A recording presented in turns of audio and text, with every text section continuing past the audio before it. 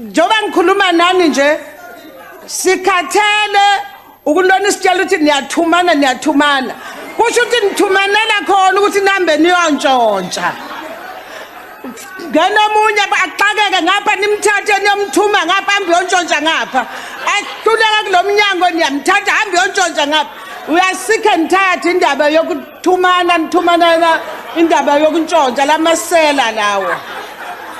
All of us there in the NEC have our smallanyana skeletons, and we don't want to take out all skeletons out because they will be, or hell will break loose. Zizi Kodwa, Mapisa Ngakula, and all the rest. So you're asking me, do I feel sorry for them? In a way, I don't, and I don't want you guys to feel sorry for them, and I'll tell you why. If indeed they stole money, we should not feel sorry for them. I'm talking about them, us feeling sorry for them. We shouldn't, and I don't feel sorry for them. But let me tell you where the problem is. Number one, when we were telling these people that Ramaphosa is not right, Ramaphosa is not good, Ramaphosa represents people who you have told us they are the enemy of this revolution. You guys, because you were enjoying the Ramaphosa money, you ignored us. Because the Ramaphosa money was fine, you ignored us.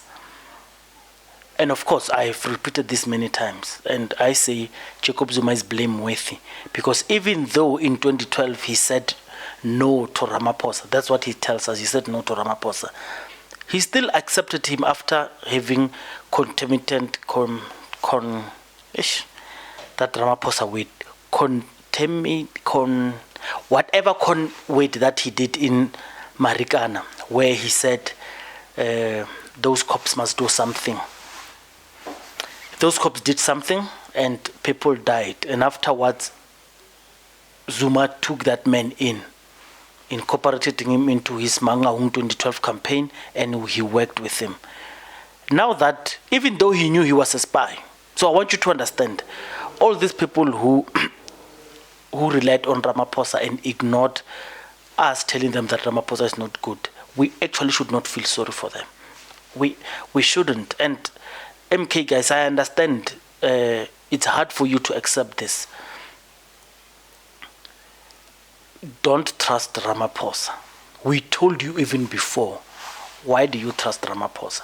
In fact, the whole entire ANC, why do you trust them? Because we're talking about people who, when they had a chance, they still refused. But the reason I made this video is because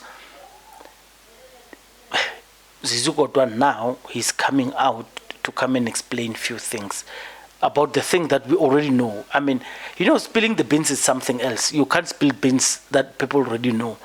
I don't know what his thinking is doing, because he's not spilling beans. If he was to spill beans, he was going to tell us what is wrong. He's not telling us any of that.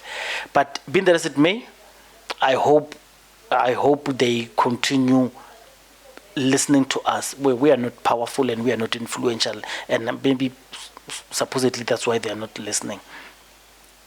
The backdrop of all of this is, why should ANC go into coalition with DA if DA has proven itself to always pursue only Africans?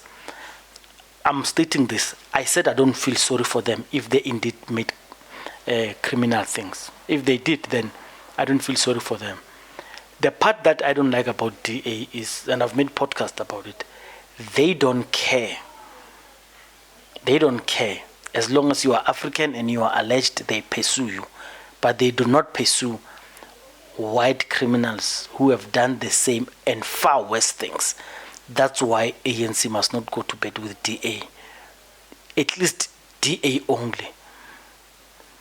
ANC, EFF, MK, IFP would have always been our best model to represent African people. Once these guys go to DA, of which for the right wings it will be a culmination of a long fought investment plan that they invested in Ramaphosa and forced Ramaphosa down our throat so we could love the man. even though we know we don't love him. Even though the guys in the ANC knew this guy's a spook, they still forced to love him. That's why the ANC is blameworthy.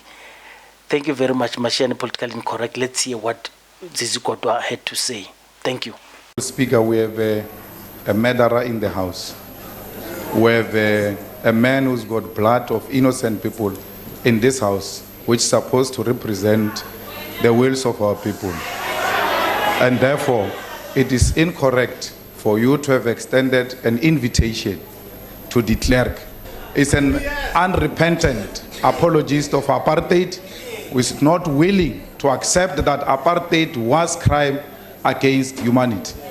And I therefore suggest, Honorable Speaker, that we please request de Klerk to leave this house because it doesn't belong to this house. Honorable Malem, have you finished? So my submission, Speaker, is that please, for us to have peaceful proceedings, we should ask the commander of Flag Plus, the apartheid apologist, a man with blood on his hands, to leave this parliament because he does not belong here. That's my submission, Speaker. Last week, de Klerk takes platform in front of the whole world and says apartheid was not a crime against humanity. You must be ashamed you are sitting here clapping hands as ANC people. You must be ashamed. Honorable no one is you're even addressing raising, us. Yeah. Speaker, no one is even raising a substantial argument in relation to what we are raising. You can't recognize de Klerk as a president of what? Who voted for him?